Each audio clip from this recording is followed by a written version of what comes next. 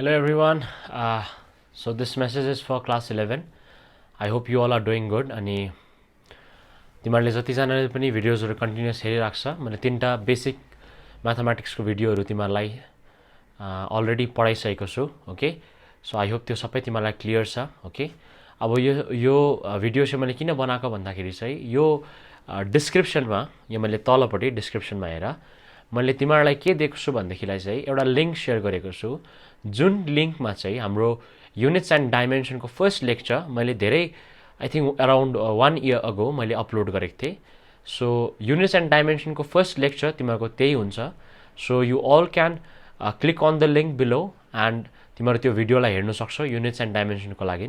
Okay, अनि second तिमीलाई के इन्फर्मेसन दिनु चाहन्छु भन्दाखेरि चाहिँ यो जति पनि भिडियोज म बनाउँदैछु this is both for ISC as well as CBSE. Okay, so not to worry, म ISC CBSE I have been teaching it since 6 to 7 years. So म नलेज छ मलाई कि कुन चाहिँ सिलेबस कुन चाहिँ हो भनेर. सो अन्त आई अलवेज चेक कि आइएससी सिबिएसईमा कस्तो कुरा फलो गर्दैछ, कुन चाहिँ बुक्सहरू छ, ठिकै छ. So don't worry about it, त्यो मेरो काम हो. So I will do it faithfully. तिमीहरूले के गर भन्दाखेरि चाहिँ यो तलको लिङ्कलाई मजाले हेर. ओके, त्यहाँदेखि त्यसको कन्टिन्युएसन चाहिँ म एकदमै छिटो रेकर्ड गरिकन तिमीलाई अपलोड गरिदिन्छु, ठिकै छ. ओके, अनि सेकेन्ड कुरा यो च्याप्टर युनिट्स एन्ड डाइमेन्सन चाहिँ पब्लिक हुन्छ, सबैले हेर्नु सक्छ, ठिकै छ. त्यहाँदेखि उता चाहिँ I will privatise it.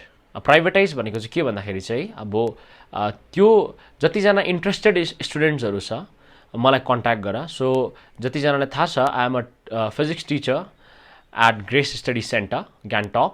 So जतिजनालाई थाहा छ तिमीहरू हाम्रो ग्रेस स्टडी सेन्टरमा you can join in as a regular student. And later on तिमीहरू जस्तै यो लकडाउनहरू खोलिन्छ त्यहाँदेखि तिमीहरू फेरि एज अ रेगुलर स्टुडेन्ट हाम्रो यहाँनिर सिबिएसई आइएससी ब्याचमा जोइन गर्नु सक्छौ. We already have around 15 to 20 students right now class 11 को नयाँ एन्ट्री इनरोलमेन्ट एन्ड फर्दर त्यो अझै बढेर पनि जान्छ. Okay, so those who are out of Gangtok एकदमै टाढो छौ. ओके, सो तिमीहरूलाई चाहिँ के छ भनेदेखिलाई यु क्यान कन्ट्याक्ट मी. म तल कन्ट्याक्ट नम्बर पनि छोडिदिन्छु. So you can contact me या त वाट्सएप गर कि सर हामी अलिक टाढो बस्छ, हाम्रो लागि चाहिँ के छ.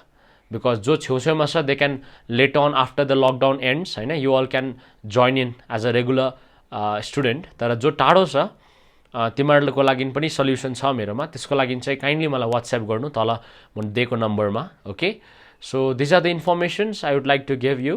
ल, सो तलको लिङ्क हेर मजाले, त्यहाँदेखि त्यसको कन्टिन्युएसन म छिटै अपलोड गर्छु. ओके, अनि it's both for ISC as well as CBSE.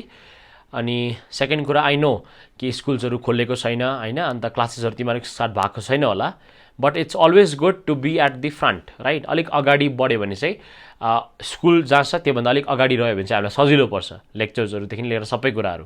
So don't wait for school to reopen अनि कहिलेदेखि लाइभ क्लासेस सुरु हुन्छ मेरो भनेर केही छैन. बुक्स तिमीहरूले एनसिआरटीको पाइहाल्छौ, पिडिएफ अनलाइन पाइहाल्छौ. आइएससीको सिलेबसहरू तिमीहरूले इजिली नेटमा चेक गर्नु सक्छौ, ठिकै छ.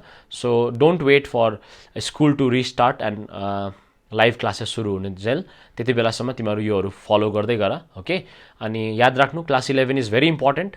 निटको आइआइटी जेईको 60 to 70% क्लास 11बाटै आउँछ. सो अहिले जुन चाहिँ पढ्दैछौ द्याट इज मोर इम्पोर्टेन्ट. अनि there are much of concept बेसी छ क्लास 12 भन्दा पनि, ठिकै छ. सो एकदमै ध्यान दिएर यो भिडियोजहरूलाई हेर्नु. कुनै डाउट्सहरू छ भने कमेन्ट सेक्सनमा लेख्नु. ओके, आई होप मैले दिनुपर्ने इन्फर्मेसन यति नै थियो. So take care everyone, stay safe.